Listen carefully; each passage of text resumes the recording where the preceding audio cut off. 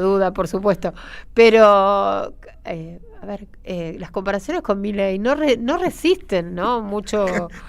Casi el 99,5% de la población argentina somos normales comparados con Claro, no sé, determinados no sé, personajes. claro, Milei no aplica en esos parámetros, pero igual lo normal y lo anormal me parece ya tremendo, tremendo. Bueno, me gusta porque es normal, ya no sé qué quiso decir. Vamos a una comunicación, vamos a recibir a Santiago Frasquina, economista, director de la carrera de Economía de la UNDAV, que es la Universidad Nacional de Avellaneda. Santiago, un gusto. Andrea y Víctor acá en la 530. ¿Cómo le va? Un saludo grande y un gusto salir de vuelta en el programa de ustedes. Bueno, genial, gracias por atendernos. La verdad, nosotros tenemos un diagnóstico. Nosotros no somos economistas, somos simples ciudadanos y comunicadores, claro. Y la verdad que el diagnóstico que tenemos sobre el presente de la economía argentina y sobre el futuro inmediato de la economía argentina no es para nada bueno. Pero como no somos especialistas y tal vez nos basamos en datos para llegar a este diagnóstico, pero bueno, también en pálpitos y en haber vivido otros momentos como este. Entonces, Santiago, necesitamos que vos nos digas dónde estamos parados y hacia dónde vamos con este presidente que desde los resultados electorales en la provincia de Buenos Aires está un poco como haciendo la plancha o, como decíamos hace un rato, recuperándose del knockout. Sí, no, bien como decís, mira, hay que dividirlo en la economía en dos temas. Uno, ¿qué es lo que siempre le interesa? O empecemos por el otro. Bueno, la economía real. Sí. Ahí, obviamente, lo que está pasando es que se estancó fuerte la economía hace 3-4 meses. A principio del gobierno de Milei tuvimos una crisis profunda a partir de la mega devaluación de diciembre, apenas asumió Milei, y obviamente después empezó a tener un rebote, sobre todo a fines del año pasado y principios de este año, pero sobre todo además por sectores que no repercuten en la microeconomía de la gente, que es el agro, la minería, el sector energético, y así todo, hace 3-4 meses el global, el PBI global, ya empezó a dar síntomas de vuelta, de estancamiento y de nuevo de caída, con lo cual lo que tenemos en la economía real es una situación de crisis, de caída del PBI, y además golpeado sobre todo sectores que nunca tuvieron una recuperación muy baja a fines del año pasado y principio de este año, que es el sector industrial y la construcción, que son los más golpeados en términos de la economía real de este modelo económico, que son mano de obra intensiva, que son los que terminan generando en definitiva los puestos de trabajo. Lo que se está viviendo en este modelo es sobre todo una crisis fuerte en la industria, ya no solo la pequeña y mediana empresa, sino el grupo Techin, Ternium, Asindar, las grandes empresas, y una crisis de la siderurgia muy fuerte. Ahí obviamente el sector manufacturero está en lo que se llama generalmente industricidio, porque no tiene mercado, no puede vender no hay consumo interno, pero tampoco pueden exportar porque el tipo de cambio está apreciado, tasa de interés ahora por las nubes, con lo cual le suben el costo financiero, tipo de cambio apreciado y apertura comercial, con lo cual es mucho más barato importar que producir nacionalmente, y eso es lo que estamos viendo en términos de caída del sector industrial. Y obviamente eso repercute en lo social, y además, ¿por qué? Porque bueno, empieza a subir el desempleo o crece mucho la informalidad.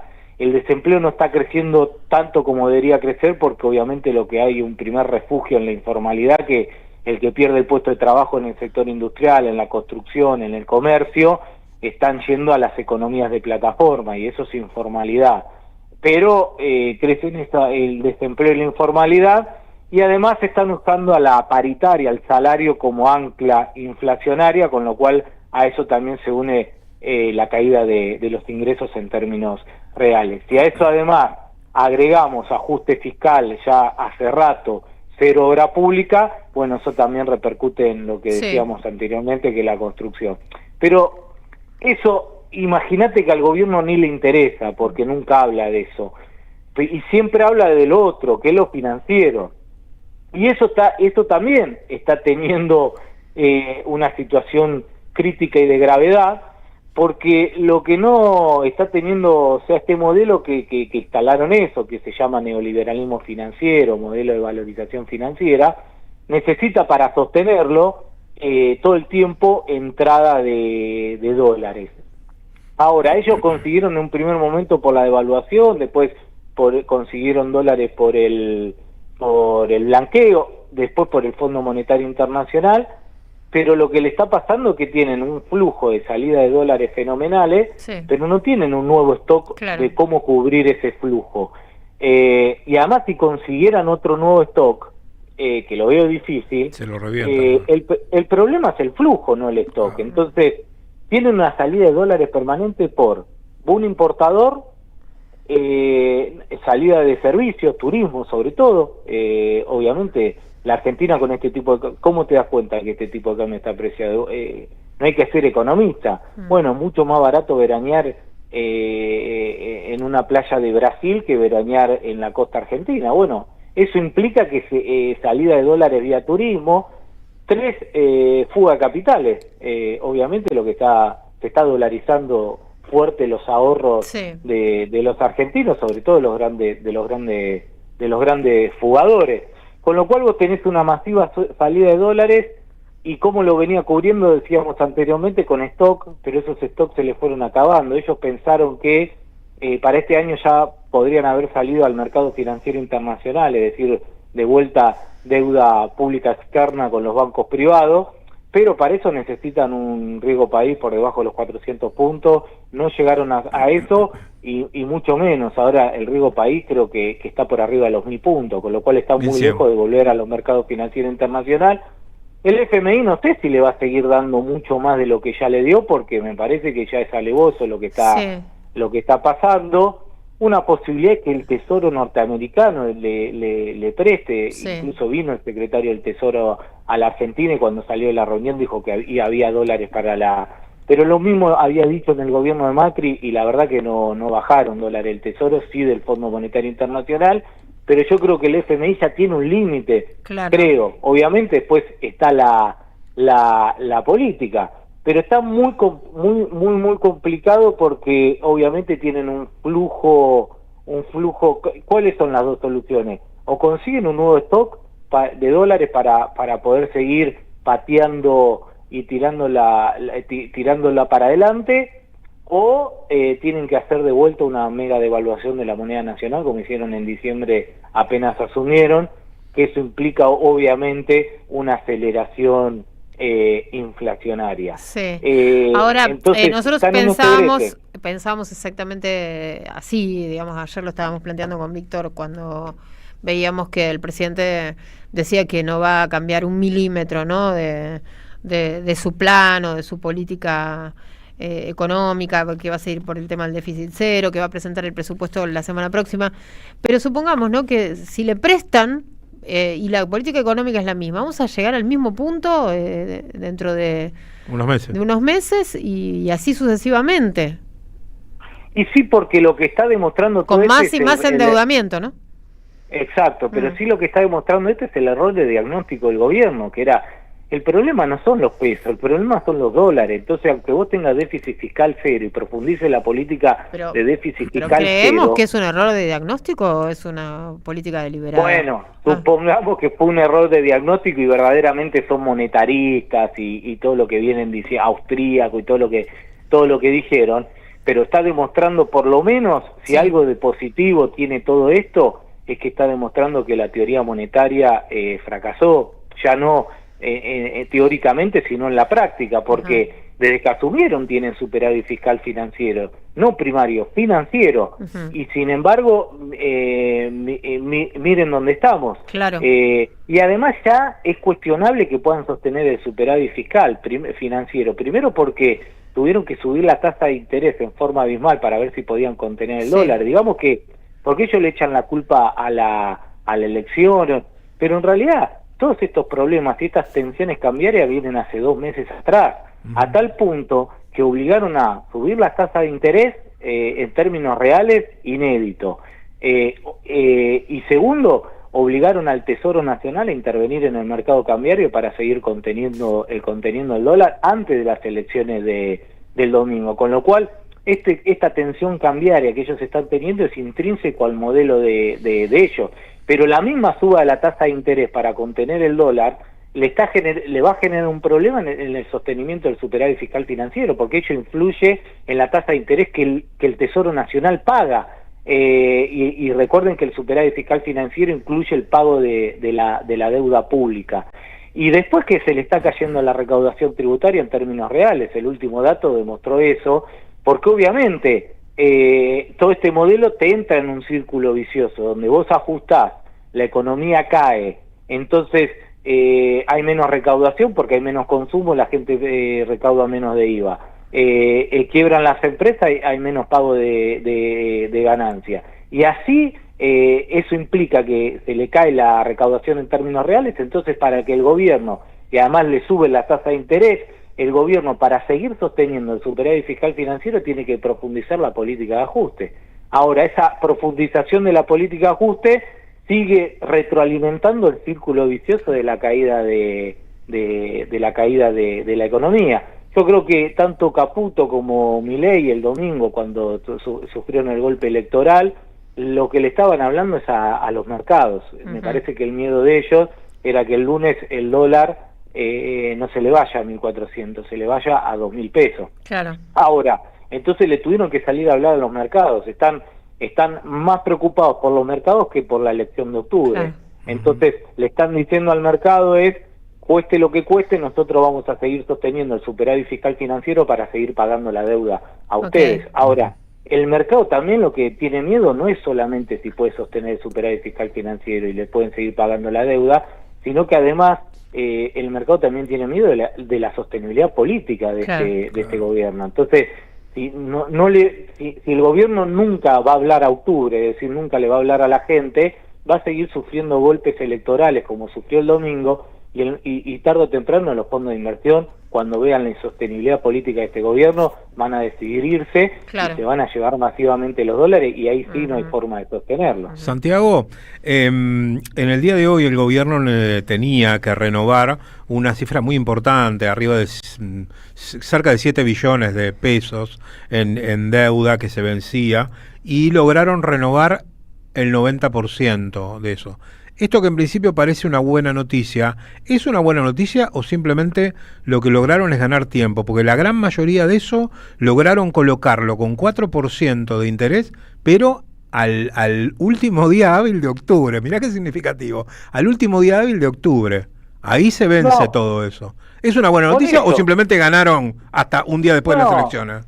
Están ganando tiempo, pero tiempo cada vez más corto plazo, es decir, la renovación que el Tesoro está haciendo de la deuda es cada vez más cortoplacista, lo cual demuestra que el mercado le está creyendo cada vez menos al gobierno de que pueda sostener este modelo económico. Por eso, para ellos, esta renovación, que además no lograron el 100%, pero esto que lograron hoy, termina demostrando eso, la lectura del mercado de la insostenibilidad, tanto económica como política, de este modelo económico. Entonces le renuevan cada vez más a corto plazo, y para el gobierno es un problema, porque si quisiera hacer deuda más de largo plazo, le va a tener que ofrecer mucho más tasa de interés, pero ofrecerle mucho más tasa de interés le implica que se le acaba el superávit fiscal financiero, no lo van a poder sostener. Con lo cual, su caballito de batalla, que era el superávit fiscal financiero, incluso eso se le está desmoronando.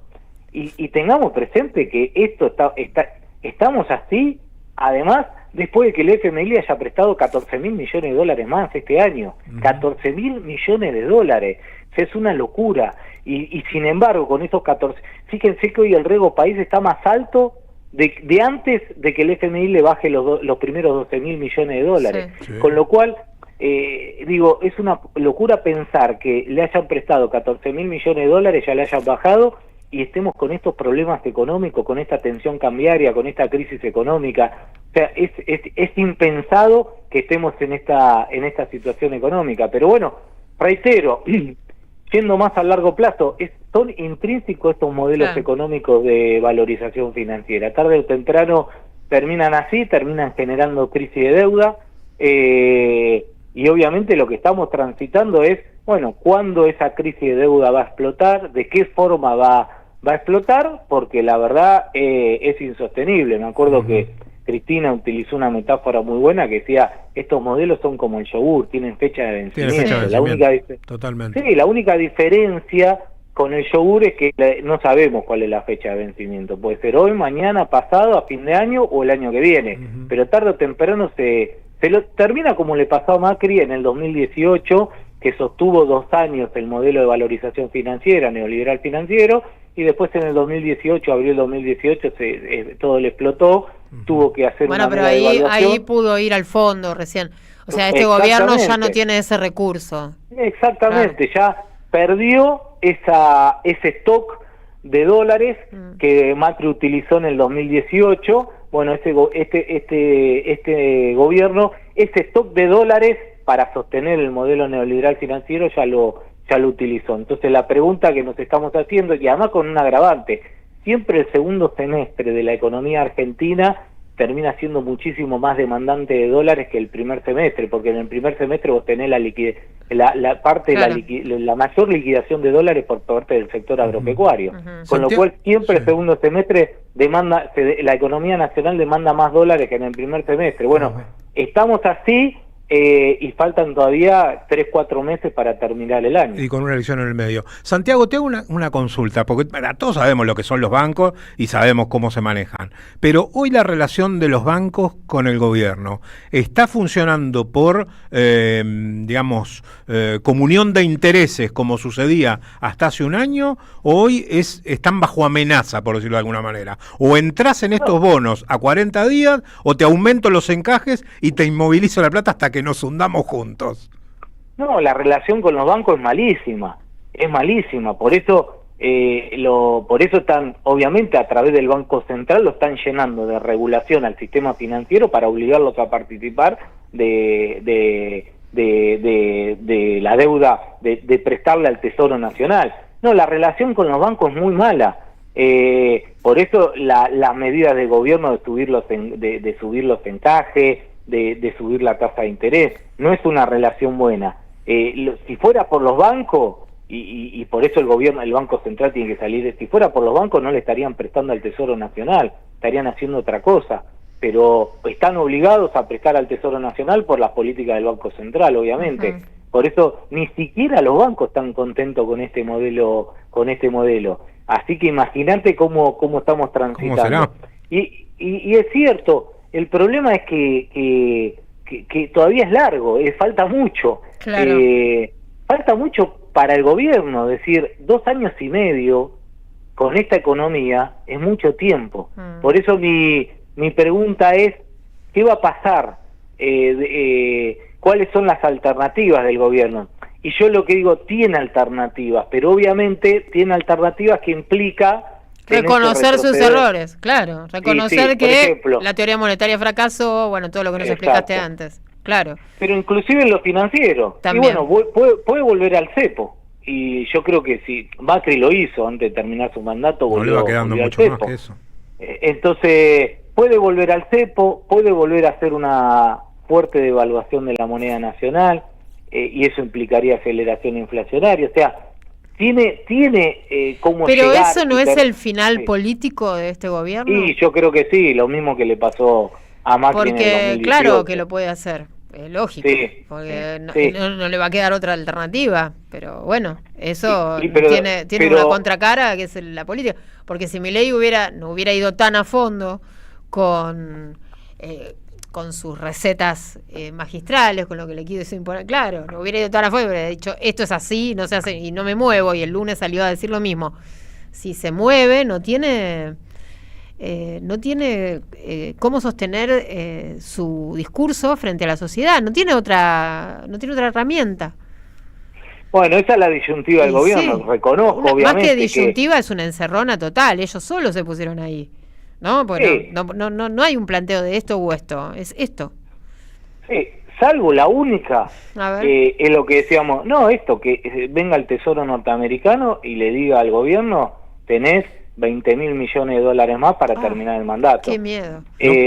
Ahora... No quisieron ni una foto, México, Lo hizo con México en el tequila, le puso el Tesoro Nacional. No es una política habitual del Tesoro, reconozcamos, no es que lo hace siempre. Creo que la última lo hizo con México en el efecto tequila.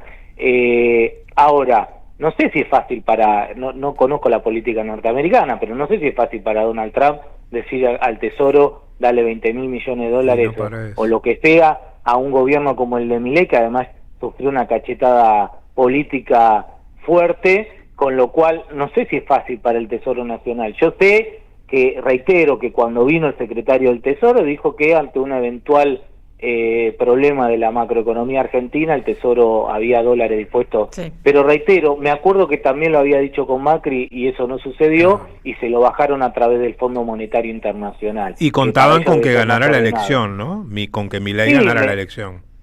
Me imagino, por eso no sé, con este golpe político que sufrió Milei, si para el Tesoro Nacional norteamericano y para Trump es fácil decirle voy y le pongo 20.000 millones de dólares.